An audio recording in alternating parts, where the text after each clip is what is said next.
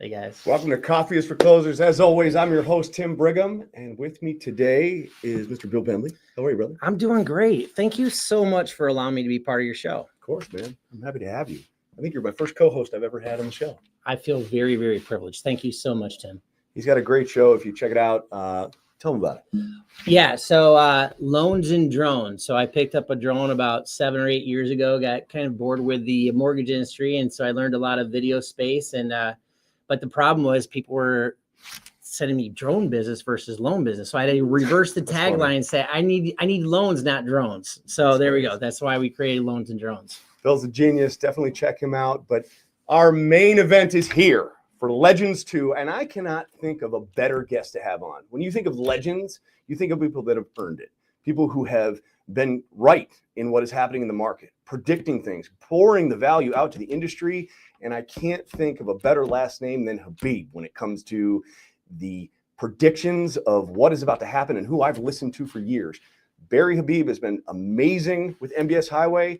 And today we have his son, Dan Habib, on, who is absolutely the most amazing human being to listen to when it comes to what do we expect from the Fed? What do we expect with the market? What should I be telling clients? Am I right? Do I have this? Am I right in what I'm doing? Is the world ending? Are we doing well? With me today is Dan Habib. Welcome to the stage, brother. Hey, thank you so much for that introduction, and it's great to be with you guys. It's my honor. Man, I've been listening to you for years, and I just can't thank you enough. You have made me so much money. You have made me seem like I'm way smarter than I am, because every single morning I start with your show, MBS Highway, and you tell me exactly what the hell is going on. Well, thank you, brother. And boy, there's certainly a lot going on right now. We're day 9 of the government shutdown, and we're going to get into everything really step by step and break it down in a way that you, the audience, can understand. But, you know, it's a pretty crazy time right now. Yeah, man. I just, every single day I wake up and there's something else. And you do a masterful job of explaining it. I would love, go ahead and get started. I would love to, let's get started with what you think is the hottest topic and what you'd like to show us today. Well, let me tell you, as I mentioned, day 9 of the government shutdown. And the longer that this thing goes, the more of an impact that it has. But, you know, it actually makes my job and the Fed's job a bit more difficult because, you know, we didn't get the jobs report that we were supposed to get last Friday because the government shut down, and those government reports from the BLS, from the CEA, and other sources, they get delayed and postponed. And, you know, if this continues on, well, you know, you could see the inflation reports getting delayed. And then if you think about it, you know, the Fed has a Fed meeting coming up October 29th. They're going to be kind of flying blind going into that meeting. Now, we do still get some sources of data that we'll get into, but it definitely makes things challenging. And, you know, had a chance, Barry, my father, as you mentioned, he's actually in D.C. He's on the board of Fannie now, and he was there just getting coffee. And by chance, he happened to run into former House Majority Leader Eric Cantor, and he figured, while I'm having coffee, might as well ask him his expertise on, like, how long you think this shutdown will go. And he said, you know, until people stop getting paid and then they really feel the pain in making noise, he doesn't think that we're going to see much progress, which is unfortunate. I wish this thing would just get resolved. But, you know, if we look at when that's going to happen, well, for military, I think they missed their first paycheck on like the 15th. But for the civilian federal employees, their first missed paycheck is going to be towards the end of the month, like around the 24th or so. But then you also have air traffic control, and they're getting a half paycheck on the 14th. And then on the 28th, that's where they miss their first full paycheck. And boy, you know, when that starts happening, even if they get back pay, people start getting sick more often. And then, man, if travel is disrupted, you start getting a lot of noise. But the bottom line is he thought, Eric Cantor, this could go into November. So, you know, it could be a bit of a prolonged shutdown. It could have an impact on the economy, on GDP, on the employment numbers and stuff. So, you know, and of course, we're not getting economic data. So let's jump right into it because there's a lot to cover. And, you know, for the audience members that are in mortgage and real estate, really, I think this applies to any field. People always ask me, you know, Dan, what's the fastest way that I can increase my income? And of course, there's many things that you can do. But I think without spending all kinds of additional resources and time, the best thing, in my opinion, you can do is just close more of the opportunities that are already in front of you. Essentially, just increase your conversion and be more effective. Now, that sounds great, right? But how do we do that? Well, I think in any relationship, trust is paramount, but especially a business relationship. I mean, when trust is present, things go smooth. When it's not, boy, it really bogs things down. So you want to make sure you're building trust with your referral partners, with your customers. And one of the best ways to do that is simply with knowledge. And we are right now in a very exciting time, but man, things are changing fast with AI. And I mean, it is going exponential. And boy, you almost forget sometimes if you use ChatGPT and such that you're talking to AI. It's so conversational and so good. So, people have said for a long time, hey, information's everywhere, right, with the internet and such. But boy, it really is now. And a lot of people could be at risk of being replaced unless you are adding value. And in our business, I think that's market knowledge. And the thing that restricts AI is that it uses these large language models, but it looks in history. It looks to the past, and it does a great job of that. But you need to look to the future, and you need to make sure that you are adding value and insights and expertise, because that is still a valuable commodity that people are willing to pay for. Now, before we get into my forecast for this year, I don't show you this to boast, but I want to just show you that I think it means that our methodologies are pretty accurate. So every year we take part in the Fannie Mae and Pulsonomics Home Price Expectation Survey. And, it's the top 150 economists in the United States. And last year we earned our 4th Crystal Ball Award. And this is my father, Barry, here, for those of you that don't know him. But for the most accurate real estate forecast in the U.S. So, I think some of the methodology that I'm going to be sharing with you is really accurate, but also, listen, I know everybody's got their phone and we got a million emails coming in, but listen, put it down, commit this time to yourself, because I promise you I'm going to try to bring you a ton of value that I think will really help you in your business. So first things first, let's talk a little bit about inflation, right? You hear about inflation all the time. What the heck is inflation, right? I mean, it is by definition too many dollars chasing too few goods. It is the rate at which the price of goods and services is rising or potentially falling. And obviously, we've had a big inflation problem, and you've seen it when you go to the store. Things are costing more money. But it's also very, very impactful for mortgage rates. Why? Well, if you think about a mortgage, right, it's in place for theoretically like 30 years, right? Now, let's say I said, Tim, let me borrow $100,000 from you. You might say, yeah, sure, okay, but I'm going to charge you a certain level of interest. So let's say that pays you $4,000 a month.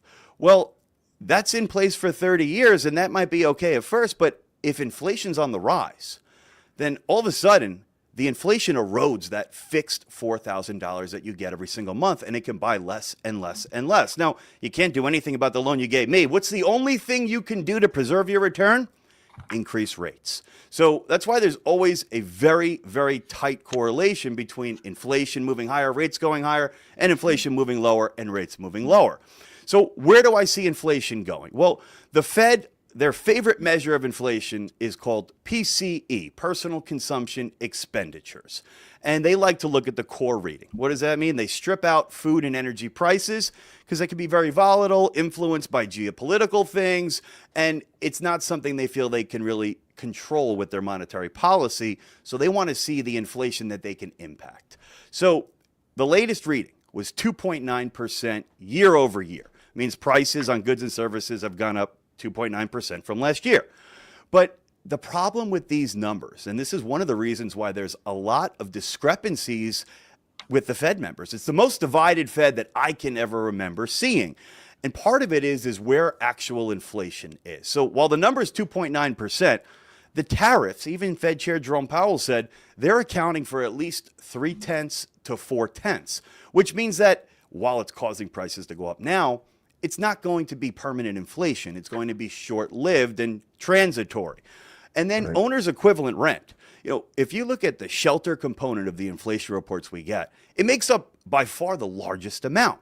And the biggest component of that is something called owner's equivalent rent, which I think is a stupid metric, by the way, because they ask homeowners how much they could rent their home for every single month that they own, unfurnished and without utilities. I mean, even people in the housing market, I don't know how well you'd know month to month how much your house would rent for. and it's way overstated, especially when you compare it to things like blended rents. If you take a look at the amount that it makes up of the report and how much it's overstating inflation by 0.3%. And then this one always gets me. I mean, listen, those of you invested in the stock market, you know that your portfolios are getting juicier as stocks continue to set all-time high after all-time high. Well, if you have a financial advisor, let's say they're charging you 2% a year, that rate's not changing, but the assets that they have under management are going up. So naturally, you're paying them more because your portfolio is rising in value. That's actually something you're happy to pay because it means you're making more money. The way they calculate it within the inflation reports is that that's inflation. That's not inflation. And that's overstating it by 0.3. You add all these things up, real core PCE, in my humble opinion, is closer to the Fed's target at 2%. Now, I think some of these things will work their way through, and over the next 12 months, I think we'll see inflation drop from 2.9% to 2.4%. And by the way, the Fed likes to look at PCE, CPI. Trueflation looks at millions of data points. I think it's a better real-time read on inflation, and guess where they have it? Right at 2%. Now, the labor market is key. Listen, the Fed has a dual mandate. They want to see stable prices and maximum employment. Stable prices means they want year-over-year core inflation at 2%. Maximum employment, which they don't want to see the unemployment rate go too high. So the labor market has really been the key to why the Fed has shifted gears. They cut 1% last year, September, November, December, combined 1%. And then they've paused up until the September 17th Fed meeting, where they cut rates 25 basis points. Why? Because the labor market is starting to show weakness. Now, we've been calling BS on the BLS for a long time because they've been overstating job growth, only to revise it lower.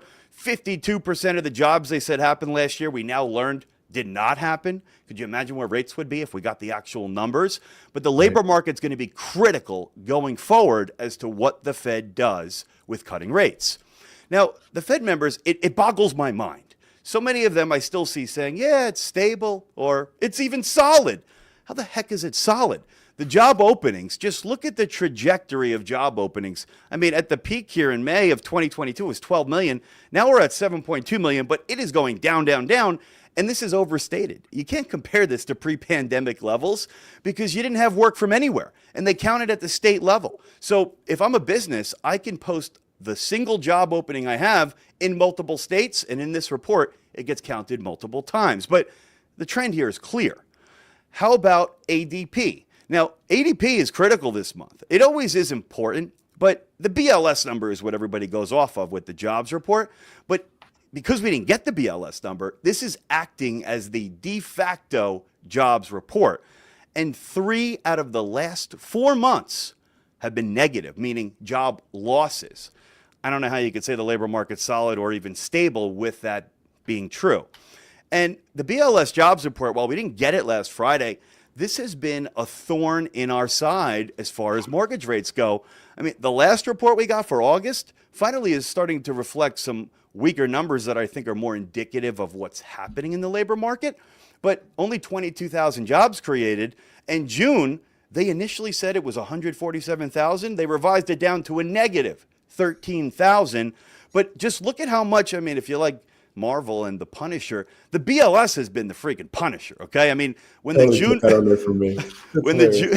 June report came out, mortgage bonds afterwards fell 71 basis points. The 10-year rose 0.25%. I mean, that means mortgage rates went up by a pretty much like amount, okay? So this report has killed us. But in the June report, the market reacted to 147,000 jobs created. Imagine if we got the real number, negative 13,000, bonds and rates would have had a freaking party, and the Fed would have cut sooner at the July meeting. And here's why the Fed has to be careful, because here's what they're looking at. They're saying, okay, we're seeing less job demand. We're seeing some job losses. However, the unemployment rate is remaining somewhat stable. It's been moving higher, don't get me wrong, but not at like alarming levels, still at historically attractive levels. So they're saying, well, there's less demand, but there's also less supply. And a lot of the reason for that is because you have, immigration changes and such, right? So if you have less hiring, but you also have less supply, you're reducing the numerator and the denominator. The unemployment rate doesn't change as much. But I think it's a stupid way to look at it because you're just masking the weakness in the labor market. And you also have to be careful because when the labor market gets ugly, it gets ugly fast. If you look at this chart going back to like 1945, the blue line is the unemployment rate, and these vertical lines are your recessionary periods. Notice how once it starts to turn up, it happens fast and coincides here with a recession. And it happens every single time. And it's not when the unemployment rate's high that you get the recession. It's when it's at its lowest point and then turns higher. Now, listen, this you could see is a little different than history, where usually you're seeing more of like a V, right? Like where, or at least a U, where it goes up pretty quickly. You can see this is more of a gradual rise in the unemployment rate, but still it doesn't mean that these spikes can't happen. And you have to be careful and get ahead of this, because if you don't, boy, you could have a recession, you could have the labor market really, really get ugly. And it's something that the Fed is finally starting to pay attention to. And here's something that I really want everybody to watch closely is claims. You know, initial jobless claims is something where people that get laid off, they file for benefits. That number's been pretty low, but once that starts to spike up, if you have low job creations and then people start getting laid off, you don't have the absorption from hiring, and you can see the unemployment rate really start to skyrocket. And this shows you that once people are laid off, this is continuing claims. So if you get laid off and then you continue to receive benefits, this number has been going up, up, up, close to 2 million, highest levels that we've seen since November of 2021 or so. And it just means that there's less hiring. And once you get laid off, it's harder to find a job because of that less hiring. So here's my forecast. I think the unemployment rate, which is currently 4.3%, is going to go to 4.5 to 4.6% this year. And then next year, I think it's going to rise further. Now, it doesn't sound great. And certainly I don't ever want to cheer people losing their jobs, right? But the silver lining is that should be a good thing for mortgage rates. Now, the Fed really holds a lot of the keys here. And I just covered the two main things that they are focused on. And I think the Fed's done a poor job, in my opinion. I think they've been behind the eight ball. I think the Fed is one of the reasons why we get these boom and bust cycles, because they look at old and lagging data and they make their decisions on it. But the data's looking in the past. And if you look at like every market cycle, probably without exception, you have the economy starting to overheat. The Fed, they hike rates, they kill it, but they oftentimes do it way too late. You get inflation. And then on the other side of things, when the economy is starting to show weakness, they cut rates too late. So the Fed, because of the way they manage this, I think they're very culpable in why we get these boom and bust cycles. So the last Fed meeting was September 17th. This was a big meeting because they cut rates 25 basis points. So the Fed funds rate, they give it to you in like a range, right? It's now between 4 and 4.25, but the effective Fed funds rate splits the difference at 4 1/8. Now, everybody voted for the cut except Stephen Moran. He actually wanted to see a 50 basis point cut. Now, the Fed said that policy is restrictive. What does that mean? It's important because the Fed eventually wants to get to what's called a neutral rate.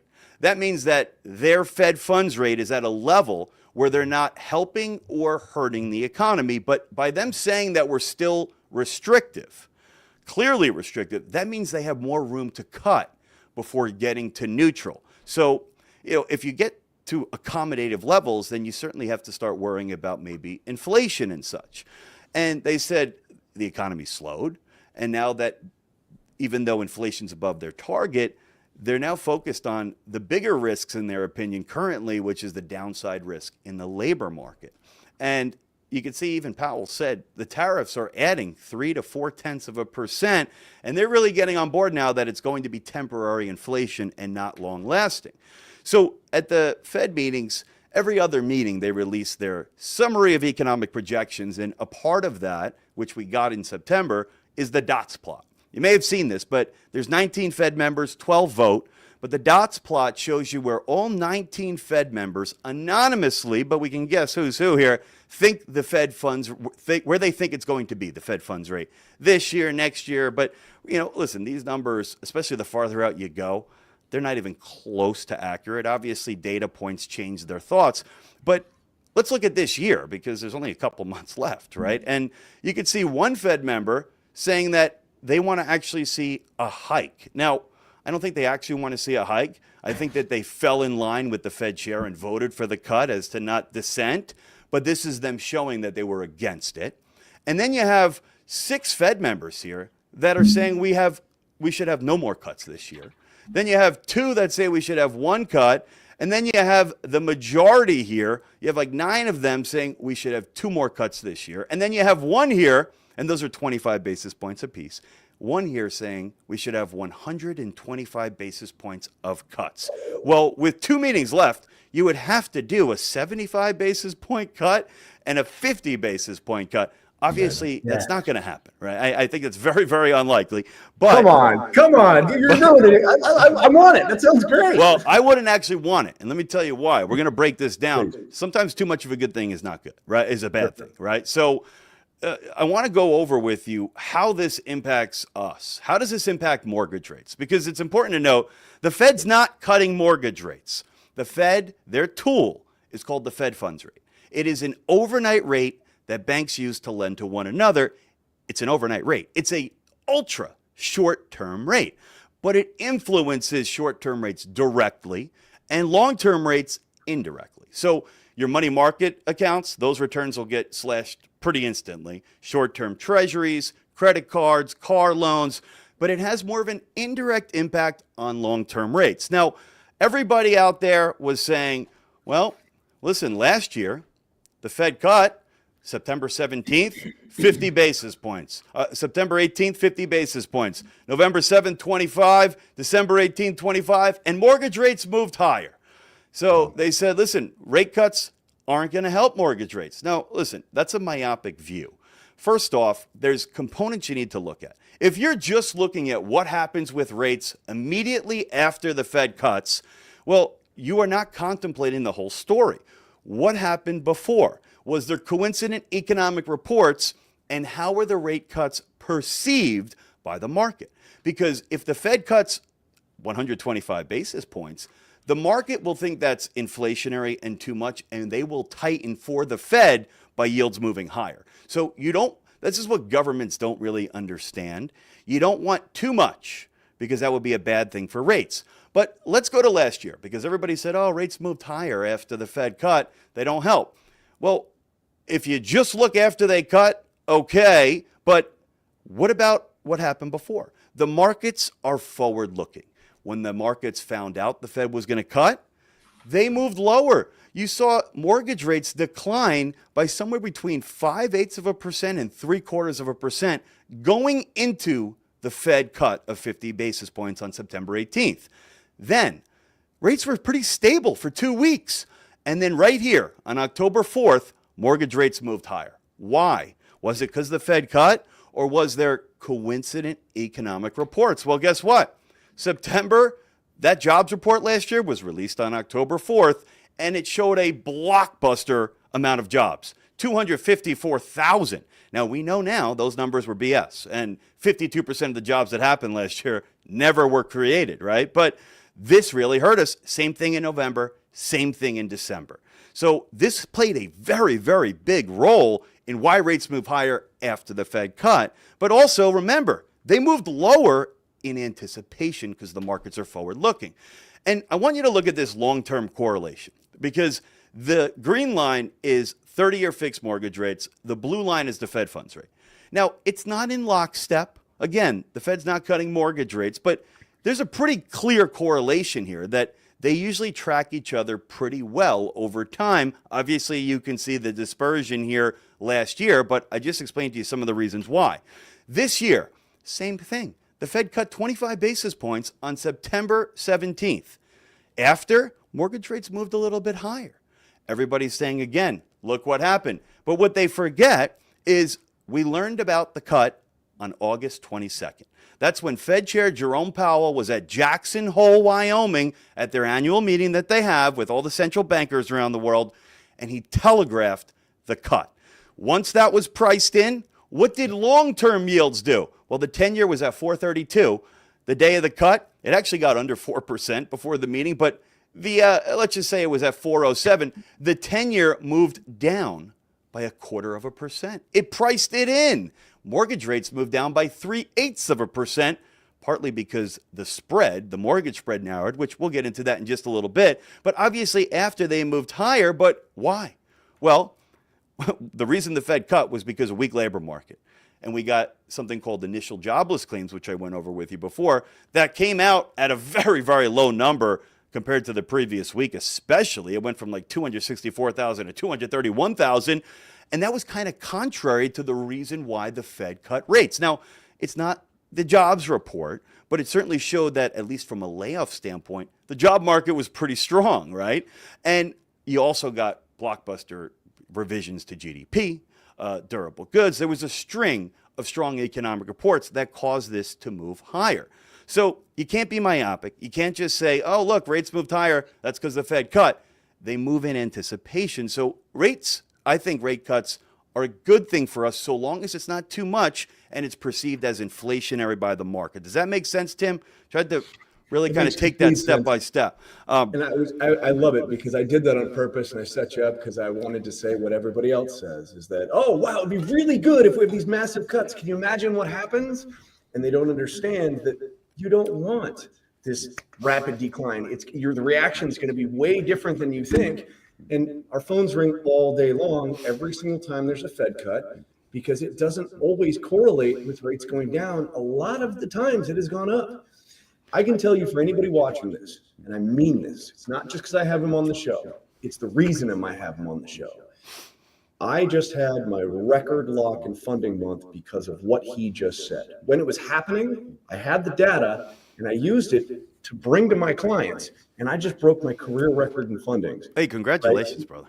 Wild. It is wild stuff, and you got to stay in front of that, and thank you. But it's wild to stay in front of it, because if you waited, it just showed you rates went up when the Fed cut hit. If you were waiting for that Fed cut, you just screwed your client. You didn't know it, right? It's really important we stay in front of this. We have the knowledge. We bring it to market with education so they understand you're not making a mistake by pulling the trigger now. Well, right? Tim, this is closing more of the opportunities that you have in front of you. This is being an advisor and an expert and having expertise, because I can tell you, I talk to people from every mortgage company in the country. The vast, vast majority of mortgage professionals, realtors, they have no idea of that. And most people, they wait for the Fed to cut because they think rates are going to move lower after. If you're working with somebody like Tim or somebody at UHM, I mean, these are some of the best guys in the business.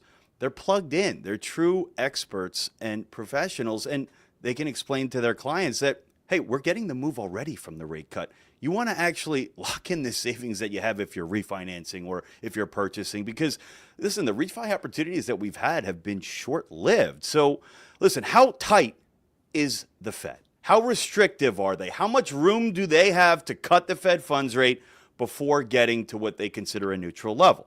Well, this is part of the reason why the Fed's so divided. There's differing views. But here's, without trying to get too technical here, here's kind of how you come up with it, okay? Inflation. Dan, can I pause you just real quick? Yeah. For the audience or anybody that's out there, I know this is extremely technical. If you look down at the bottom, if you jump in to the live event and you put a comment in the bottom of it, if you want him to expand on this, when we get to the Q&A section, please feel free to add that comment at the bottom. We'd love to go further on something, or I see comments coming in. When we get to that section, at the end of the program, we'd love to do a Q&A. So please don't be afraid. Please throw it on there. We'd love to make this make even more sense for you if needed. Sorry about that. Awesome, no problem. So the Fed members have said that they're restrictive, but certain ones think that they're more restrictive than others. Obviously, Stephen Moran, he thinks the Fed is very, very restrictive, and that's because he thinks the neutral rate is much lower than the consensus at the Fed. But here's how you come up with it. You take the inflation figure, which is 2.9%, and you add something called R star. And R star, it's a very complex thing, but based on things happening in the economy, it's a figure that you use to get to the neutral rate. The neutral rate, using these numbers, is 3.65%. Now, some people think R star is lower. Stephen Moran thinks it's closer to 0, but this is more of the consensus at the Fed. Now, the current Fed funds rate is 4 1/8. You subtract this neutral rate, and it shows you that the Fed is restrictive by almost 0.5%. Now, that means that the Fed could cut 2 more times, and they still wouldn't be accommodative to the economy. They could cut in October on the 29th and December 10th, 25 basis point each, and they still would not be stoking the flames of inflation per se. But I want to show you something. Remember before we went through the inflation numbers and why it's overstated, right? And the reasons I gave you were the tariffs are temporary, 3/10 to 4/10. You have the portfolio management, which is not inflation. You have the shelter component, the biggest one, overstating it because they're using foolish metrics like owner's equivalent rent. Now, if you were to use that number of inflation, 2%, and this is something Stephen Moran looks at, and then you subtract R star, the neutral rate is lower, and that means the Fed's restrictive by 1 3/8, which means they could cut 5 times and still be slightly restrictive on the economy. So this is part of the reason, and I know it's a little technical, but this is part of the reason why you have such a divided Fed, because of their thoughts on where actual real inflation is versus transitory type inflation or lagging.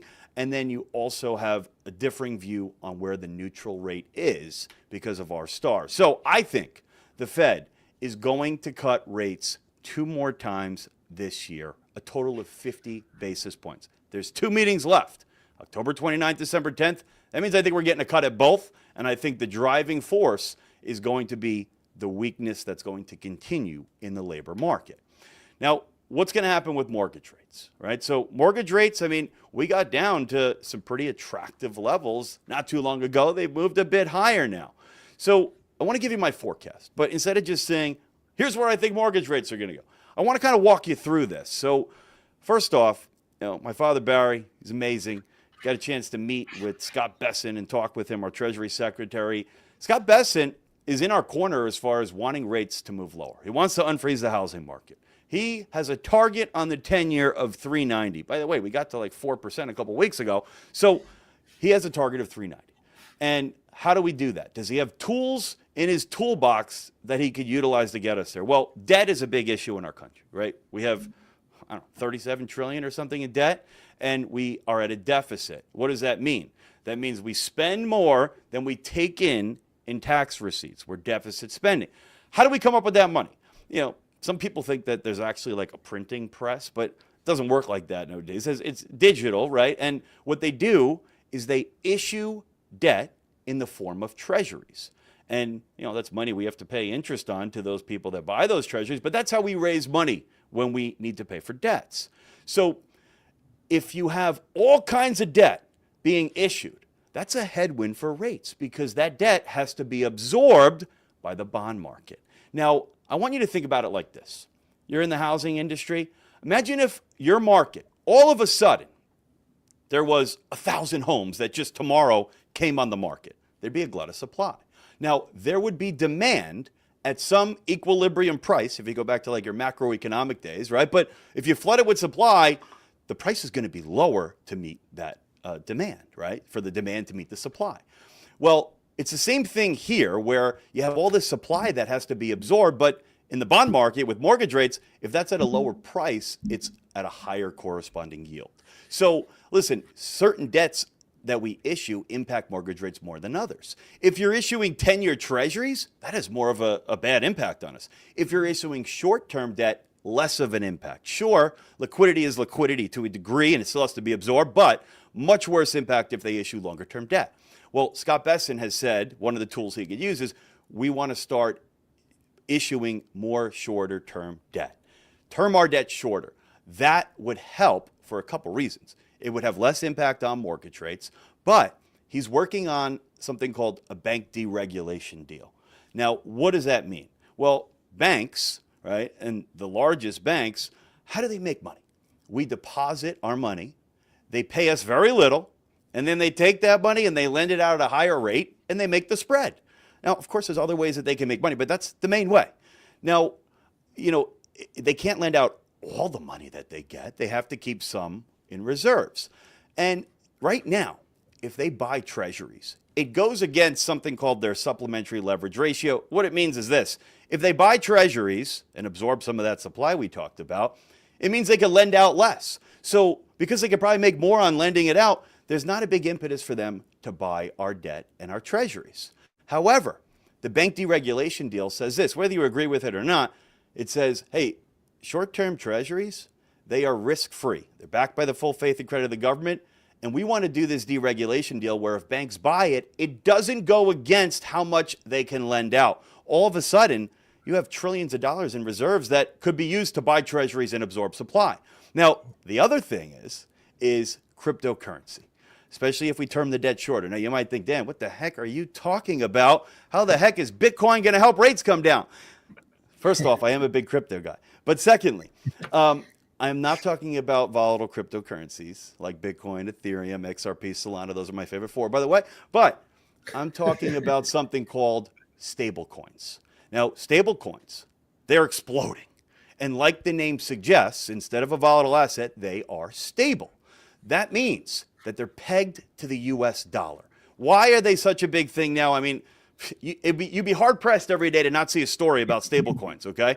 So they bridge the gap between traditional finance and the blockchain, between dollars and traditional finance and cryptocurrencies and the blockchain. And transactions are much faster, much cheaper, much more efficient, immediate settlement, cross borders, no problem, you name it, right? So this is like the hottest thing. Every app is trying to integrate with different apps for stable coins and such. And how do they peg a stable coin to the dollar? 80 to 90% of what the stable coins own is short-term treasuries. So right now the market's about 250 billion, which means that like, I don't know, around 200 billion or so is owned in treasuries, but it's projected to go to several trillion in just the next few short years. Think about how much that would mean that these stable coins would have to purchase of our treasuries, but they have to be liquid, so it has to be short term, which is why Scott Besson, if he's able to term our debt shorter between bank deregulation and stable coins, that could absorb a lot of the supply of our debt out there and help rates come down. So I know it's a little complex, but I hope that that was clear to understand. Now, this is also going to be complex, but it's called the mortgage spread. So listen, a lot of people probably look at the 10-year and they say, well, the 10-year is what mortgage rates are based off.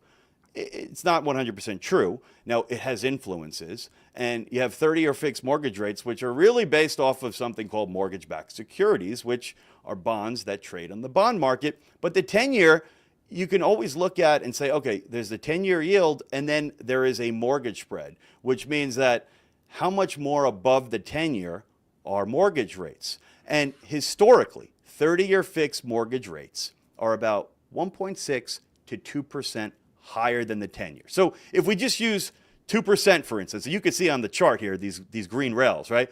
So that would mean if the 10 years at 3%, mortgage rates are at 5%, okay? Now, there's periods of time where this spread either widens or narrows. You had COVID, boy, it really widened. But then you had quantitative easing, where the Fed did $100 billion of bond buying a month and the Fed cut rates, and look at how that spread narrowed.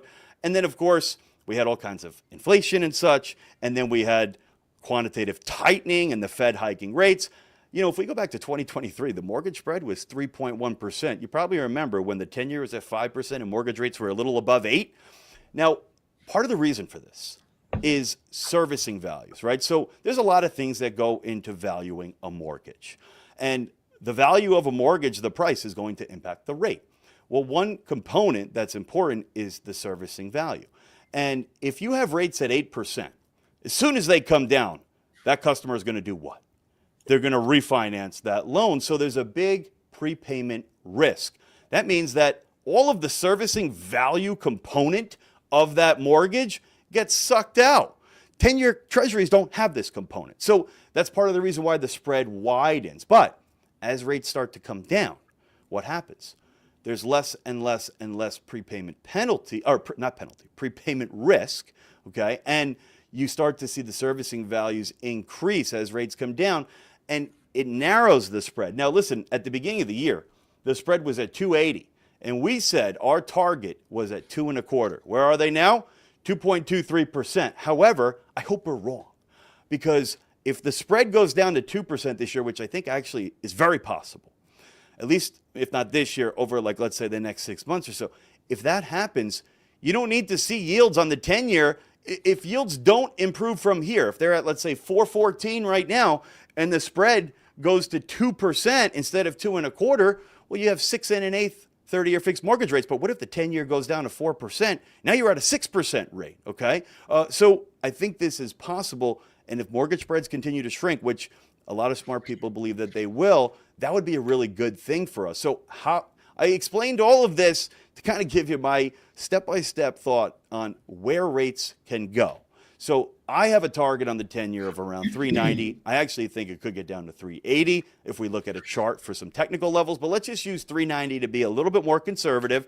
And if the spread narrows to 2% or 1.8%, which my father thinks that it could get to, boy, you would be under 6%. You'd be at like 5 3/4. I mean, even if we use 2%, boy, you'd still be a little bit under 6%.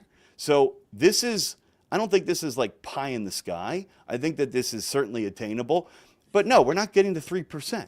But, you know, we don't need to get there. I mean, we've seen how there's a ton of pent-up demand in housing, and we're going to get to the housing market in a minute, but we're seeing that, you know, even drops down to 6 1/4, 6 1/8. I mean, you are seeing a burst of activity of refinances and purchases because there's so much pent-up demand. And you don't need to see 3% rates for it to be really good for us in this industry. And those of you in the mortgage space, well, you know, if rates are at 6 3/8, I just looked at the data from ICE the other day, this week.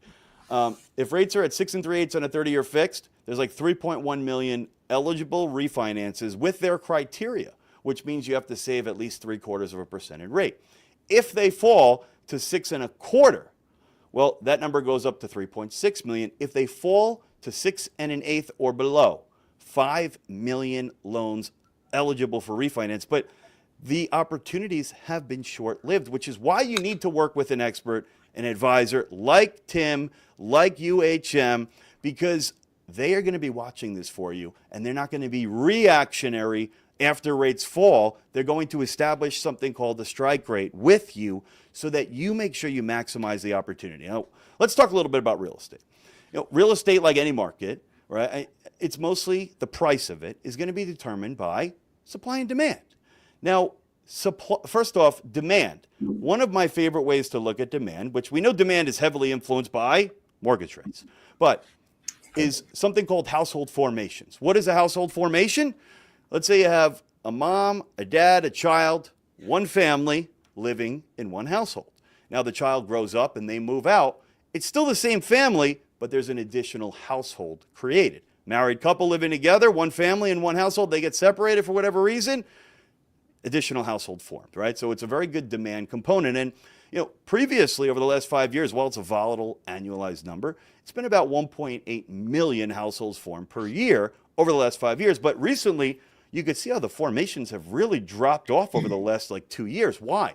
Does that mean that all of a sudden, you know, there's not demand for housing because there's not households that are going to be formed? What it means is there's all kinds of pent up demand sitting on the sidelines, waiting for it to make sense for them to purchase, waiting for rates to fall. So this is like a spring being coiled that you need to make sure you're there and ready to take action ahead of time and setting this up and doing the work now. Because on the supply side, builders have been pulling back. I mean, 1.3 million is the housing starts figure, which I like to look at because permits, a lot of them may not get done. So clearly there is a recipe here. If rates fall further and they remain at lower levels, where you're going to have more demand than supply, which also, by the way, housing inventory this time of year always, if you look at a chart, always declines during this time of year. So supply is going to be getting tighter at a time where demand could be getting greater. What does that mean for price? It means that home values could actually reaccelerate in the coming months if this were to come to fruition. And listen, I like to bet sometimes on some sports and such.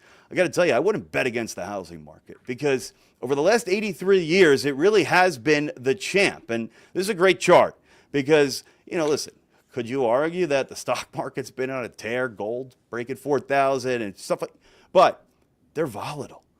Look at how consistent housing has been over the last 83 years. 77 of them, home values have risen. However, where's all of the decline? 2007 to 2011, what happened there? Housing bubble. Do we have conditions like that? No.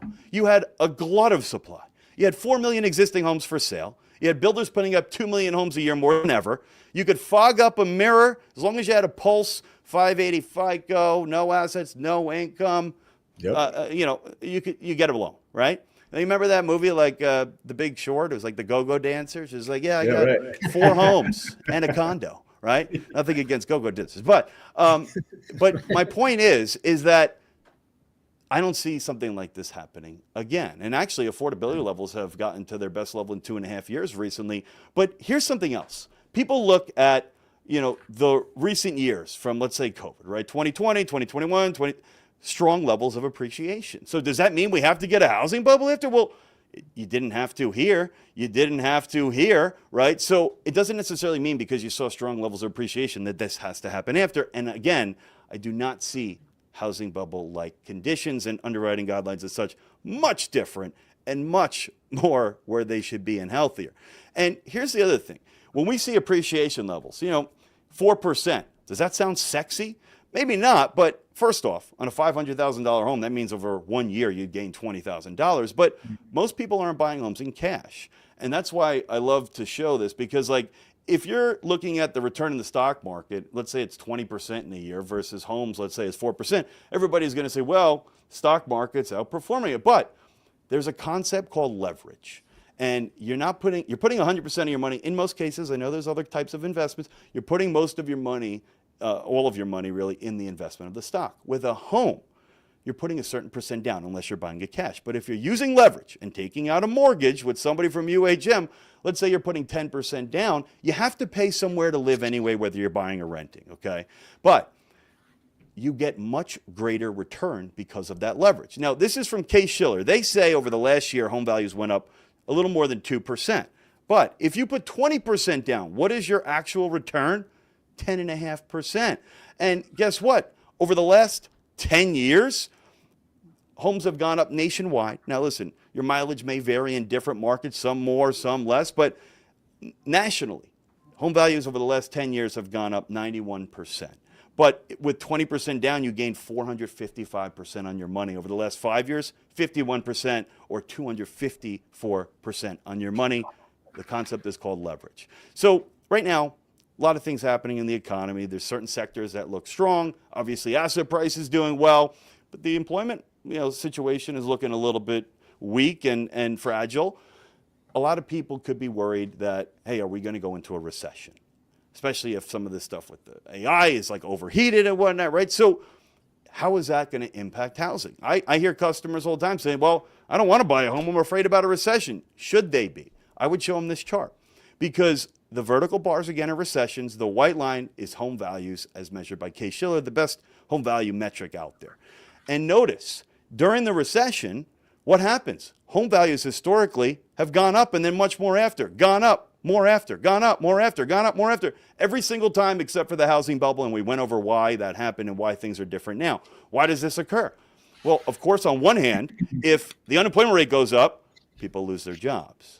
Now, those people obviously can't buy a home. It does disproportionately likely impact those maybe not in the housing market anyway, but it'll impact some of those too. But what also happens during recessions, rates always drop, inflation comes down, rates drop, and the amount of people that can now buy a home outweighs those that can't from losing their job in every scenario except for the housing bubble, and we went over the differences once again. Now, I told you that we won our 4th Crystal Ball Award from Fannie Mae and Pulsonomics last year, but we partake in this every year, and I just wanted to show you what 150 of the top economists in the U.S. are thinking. So for next year, the median, which I like to look at because the median gets rid of some of the outliers if you were to do an average where somebody's really high or really low and that skews it, is 2.4% over the next year. But over the next 5 years, cumulatively, they're forecasting 16%. And one other thing, this name here, Chen Zhao from Redfin, I don't know if that name looks familiar to you, but she was kind of one of the ones behind that viral article where it said 500,000 more sellers than buyers. Ooh, that sounds terrible. If that were the case, I would expect some pretty significant home price declines. Well, first of all, the supply number makes no sense. Doesn't link up with any other active supply figures out there. But their demand number, I'm like, well, where the heck did they get that? If you read the methodology, you got to look past the headlines. They made it up. They made their own metric. There's no way to tell at any given time how many potential buyers there are in the market. And she doesn't believe it either. You know why? Because she thinks home values are going to go up 1% this year, 1% next year, 1% in 2027, then 2% in 2028, and 2% in 2029. If she believed those numbers, and it wasn't just clickbait, which, by the way, congratulations, they did a good job on it, then I think her numbers would look a little bit different. So I forecast that over the next year, home values are going to rise by 3.5%. Now, listen, again, it doesn't sound that sexy, but it's still meaningful. If you buy a $500,000 home, that's $15,000. Okay. Over the next 5 years, based on the forecast, we're talking about like $80,000. That's meaningful. And based on leverage, your returns on your money are actually much greater. And by the way, I put out all kinds of social media content that you could utilize, get some interest from your database, break things down, kind of like I'm doing for you right now, but in shorter form content. It's the Dan Habib on Instagram, on Facebook. It's the one that's verified. I got all kinds of scammers out there trying to message people pretending to be me and asking them to invest with them. So please don't do that if that happens. But housing, we talked about being the champ. Well, I thought this was interesting because I like to look at this, and you might find it interesting too. What are the net worth tiers, and where may you fall in them? Well, the top 1% of people's net worth in the U.S., if you want to be in the top 1%, you have to have 11.6 million.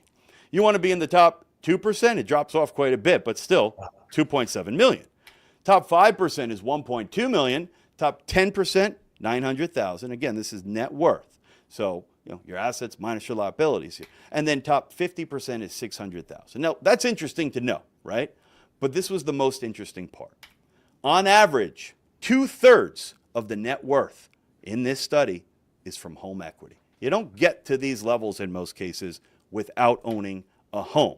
And by the way, I like this stat. Average homeowner's net worth is I believe the number is 42 times that of a renter. Now, listen, you hear people, in the mortgage industry, they explain to your customers or, to their referral partners, you should marry the home and date the rate, right? What does that mean? It means you should buy the home today, even with rates higher, and then when rates come down, refinance versus waiting. Now, that's actually been a really good strategy over the last few years, and I'm going to show you why. But take a look at this. While that's a good strategy, this shows you how short-lived the refinance opportunities have been. In some cases, a day. In some cases, a week, maybe 2 weeks. So you need to be working with a professional that's plugged in and that is watching and monitoring this for you so you could take advantage of this strategy. But not only that, most people only look at how much they could save if rates came down, and they don't look at the whole picture. So what I like to show is this, and this is a tool that your UHM mortgage professional, if you're a realtor or your customer, you want to see this, but if you're a realtor, I would be making one of these for every freaking one of my listings to show this to customers to help you sell the home. So property value, $700,000. Forecasted appreciation over the next year is 3.5%. Loan amount is $560,000. They put 20% down, right? And the current market rate, let's say, is 6.25%, just to pick a number. I know rates could be different for example purposes. So your total monthly payment is $3,448 in principal, interest, taxes, insurance a month. Now, anticipated rate drop. Let's say the customer says, you know what? Okay, I could buy the home today with rates at 6.25%, but I want to wait till next year because I think rates could come down to 5.75%. I hear the Fed's cutting. Well, if you waited, you'd save some money. The monthly payment will be lower. In fact, there's a cost of marrying the home and dating the rate today. You'd pay $180 a month more today. It's not as much as you think because the home value goes up too and you have a higher loan amount, but $180 a month. But you'd pay that for the next 12 months if you wait a year. So you pay, by buying today, $2,160 over the course of the year more than if you were to wait for rates to drop to 5.75%. Okay, but your UHM mortgage professional is plugged in. They're going to be watching this, and when rates come down, they're going to refinance you, but that's not free either. Let's say the cost is $4,000 for example purposes. Your cost of dating the rate is $6,160. That's a pretty expensive date. But the benefit of marrying the home is 3.5% appreciation on that $700,000 home means it would appreciate in value by $24,500. You subtract the cost of dating the rate. By buying today with the higher rate and not waiting, you're better off by $18,340. And this is the way you need to look at things, and it's not the way most people do, and that's why they're missing out. And boy, if you bought over the last few years, you did good. We've seen 6%, 5% appreciation. And all of this stuff, Tim, UHM, they could create this for you. You could brand it with them and co-brand it with them and share this with the customer because they need to see it. Now, Tim is plugged into the market. And, one of the reasons why I really like, UHM is because they really are professionals. And a lot of people, the mortgage, it's transactional, right? But with them, it really just begins the relationship when they close your loan. And they are watching this for you, and they are going to help you establish what's called the strike rate, which means that, let's say you're at 7% today. At what rate does it make sense to refinance? Maybe you have to save 0.75%. Maybe based on the loan amount, it's less than that. Maybe you have mortgage insurance, and if you could either remove or reduce MI, you might be able to refi sooner without as much of a rate savings. He has all this. UHM has all this, where they can make sure that they are really taking care of your customers if you're a real estate agent. But if you're on the mortgage side, make sure that you are maximizing the opportunity. And you need to explain to the customer that we don't want to play games when rates drop. We got to establish a strike rate. I want to get a commitment that we can move forward. I just showed you how fast and short-lived these opportunities are. And I would go over more than just that you could save $250 a month in this example. That's $3,000 a year. That's $15,000 over the next 5 years. Sell the big numbers, and they're going to get all kinds of alerts and such as to when they should be reaching out to you to make sure you don't miss the opportunity. And by the way, sometimes customers, they get greedy, right, Tim, where they're like, well, okay, I could save a couple hundred now, but I hear the Fed's going to cut. I want to wait for rates to come down an eighth. And I want to just illustrate for you why you shouldn't do that necessarily. Number one, no guarantee rates are going to continue to go down. And in fact, what have we seen in the last few years? Quick refi opportunities and the rates go up. So if you got greedy, you got screwed. But let's say it's a $400,000 loan 2 years ago. Existing rate, 7%. Strike rate was hit at 6.25. They could save $260 a month. Client wants to wait for rates to come down another eighth. Well, what I would do is quantify for them what that means. That's $32 a month in savings. Okay, it's not nothing, but what if you waited 3 months? You could have started saving $260 a month by refining, but you wait 3 months, and you know what? You're right. Rates came down an eighth. Well, is that worth it? No, because first of all, rates could go up, and second of all, you gave up guaranteed $700 and $780 in savings, and the additional $32 in savings, it would take more than 2 years for you to recoup the 3 months that you gave up. And again, there's no guarantee that rates are going to continue to move lower. You need to not be greedy and make sure you're taking advantage of those opportunities. So it could be illustrated to the customer very beautifully. Now, something else I want to just cover here in closing. I know we're going maybe a little bit long, so I apologize, and we certainly could take questions. But, Tim really has, and UHM really has this dialed in where they are providing an unbelievable amount of value for their real estate partners. Obviously, you have all kinds of marketing needs for your properties, your listings, social media content. If you work closely with UHM, whoever your mortgage professional is, you can, for free, get access to something called list reports, where every day you get social media content, market stats, all kinds of stuff that's going to get engagement branded to you with the hashtags, with the captions. And then when you have a new listing, within an hour, you're going to get 25 pieces of marketing content like this: open house, flyers, and pieces that, like I showed you, that Tim or somebody at UHM can create for you to really help you sell the home. It really covers most of your marketing needs. And then something else that, is something I think is a must. Many people out there, they might be using great tools like a HomeBot, a Home IQ, but listen, UHM has something called Home Report, and it's free for you if you're an agent.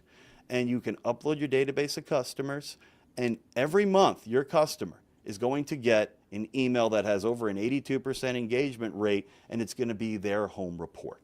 It's going to show them what's happening with the value of their home. And it also shows them what the future looks like. But what a great way, especially now, to stay in touch with your database of customers.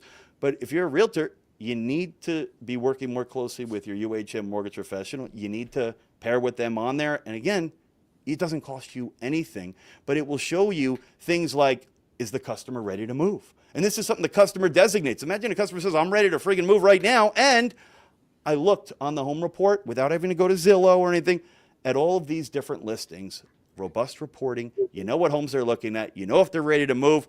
What a hot lead.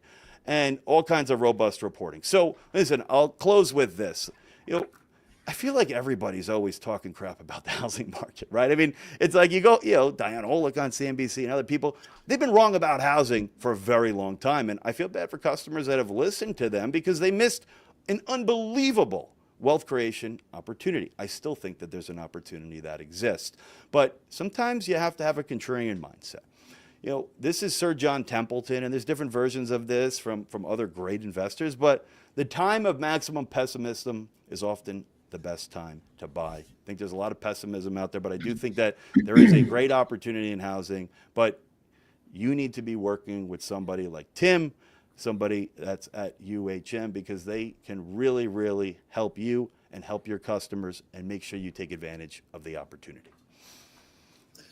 I wish I had a mic just so I could drop it for you, because that was so masterful. I mean, there's so much that you poured out in such a short order that I'm sure everybody's going to go back and watch this and dissect everything you just were presenting, because there's so much there to unpack. If you don't use these tools, this is why your competition's winning, right? This is what the difference is in your business, right? These are the people you listen to because they've been there, they've done it, they've got the data, they simplify it for you and give you all the tools to improve your business. If somebody invited you here today, please make sure that you connect with them. Let's get you all the resources that he showed you, right? If I invited you and we're not using it, you need to, because I do this already. You have a listing, we're here to support you, right? It's not just on the buy side. My job is to be of value to your business, all of it, right? Don't think that you only call me just because you need a pre-approval, right? Let's get involved. Let's figure out what you got going on. We'll use every resource we can to make you look like the expert. Dan, I really appreciate you staying on. Do you have just a couple more minutes? Can we do Q&A? Is that okay? Yeah, we could do a couple. Okay, awesome. Let's pull up just a few. First off, before we get to that, do you want to ask yours? We were talking about I've been dying for this question, Dan. So it's been eating at me for a full year. My brother and I always talk about this. He owned our company for a few years, and he wanted me to ask it, so I'm not going to take credit for it, but it's the elephant in the mortgage room. What happens, since Freddie and Fannie are owned by the government, what happens if they go back to the private sector? What does that do for the real estate and mortgage industry? Well, I actually think that this is something that is under serious consideration. But because of the way that they have said that they would do it, I am not really that concerned with how it impacts us, because they said that there is still going to be what's called an implicit guarantee. So, there were concerns that if something like this happened, you could see rates get out of whack and such. But so long as that implicit guarantee is there, even though they are coming potentially out of conservatorship, I don't think that it's going to be like a big negative or anything like that for us. That's at least my humble opinion on it. So. Well, I mean, that's really good to hear, because it's been a big concern that, some people think that, oh no, it's going to become restrictive, or it's going to become something that is, going to be not conducive to more business, or is it going to turn into the Wild West? We don't want another subprime meltdown. But I love to hear that from you, because, I think that's what we all need. We need reasonable policy and reasonable ways to lend, so that way. Well, it's attractive for on one side for you can see why, because they make so much money. But right. I think if it were to happen, it wouldn't be. It would end up not being that big of a story, in my opinion. But listen, I could be wrong, and certainly I think that I'm an expert, at least in my mind, on certain things. I would say not as much in that area on what would happen there, but that's what I feel. So we got a couple questions on here. What is something in the market you're watching closely that others might be missing? What do you think the most missed, opportunity to kind of forecast? Well, as we went over, I think the most important thing to watch right now is the labor market, and I think that the thing that will give you it's been weakening. We've been seeing less and less job creations. I mean, once we start getting economic data again, which I don't know when that's going to be, because of the fact that the government shut down, but initial jobless claims could be your first tell, right? So we see lower jobs numbers, lower demand, lower creations and such, but the unemployment rate hasn't really took off higher yet, because firings are still remaining muted. Once you see claims start to spike up, that really will be like the canary in the coal mine, so to speak. And then something else to watch for is in an upcoming report. Remember, there was like 150,000 plus of government workers that took the buyout from the administration. Those individuals were kept on payroll and such, and I heard many of them haven't even started looking for jobs. But I think it's like November, they're going to actually start showing up in the numbers, in the government claims, and that means the labor force will increase because they'll be counted as somebody in the labor force that's unemployed, and I think that could really cause even more negative job creation numbers, but also an increase in the unemployment rate. But I think the thing to watch as like your first tell there would be initial jobless claims, but not the headline number. There's a separate section for the government ones, but the headline one is important too. But also just the jobs data in general. I think, if you get more weak jobs reports, it locks in more rate cuts this year. I think the October 29th one's already a lock. And the December 10th one, there's a high probability looking at the Fed futures, but boy, you get another weak jobs report, and I think they're going to cut again in December. Gotcha. That's great insight. All right, so one more we've got is Blaze asked, can you please detail the 10.1% return on 20% down payment stat?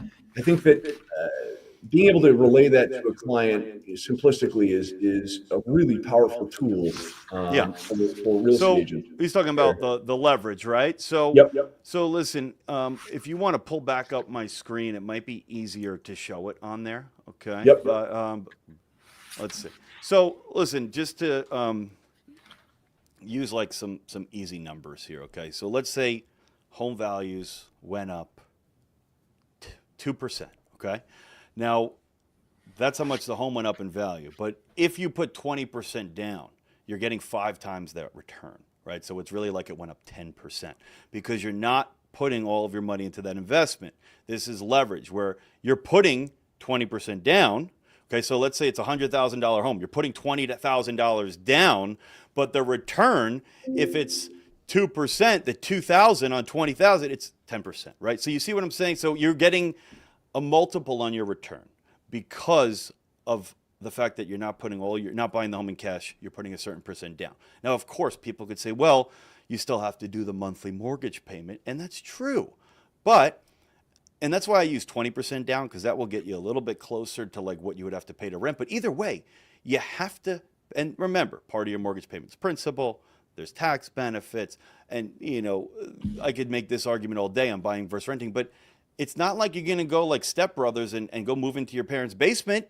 You need to pay to live somewhere anyway. So this is your leveraged return on buying a home, which, depending on how much you put down, it's greater than just the appreciation number. I hope that made sense.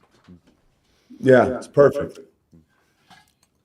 Fantastic stuff. Well, honestly, I cannot thank you enough for spending your time with us today. And I know it's valuable. I know you're a busy guy. You guys are doing incredible stuff in the industry. And I'm sure that, every single person watching this, everybody in the audience, we all just want to say thank you. Thank you for what you do for a living. You make us all better. And Dan, can't thank you enough for being on Coffees for Closers. Well, thanks, man. It's been fun. I appreciate you guys. And I hope everybody got value out of the show today. Thanks, and give me a follow on social, the Dan Habib. Done. Everybody follow him. Hey, right, thank you guys. Take care. Thank you. Thank Bye, you. guys.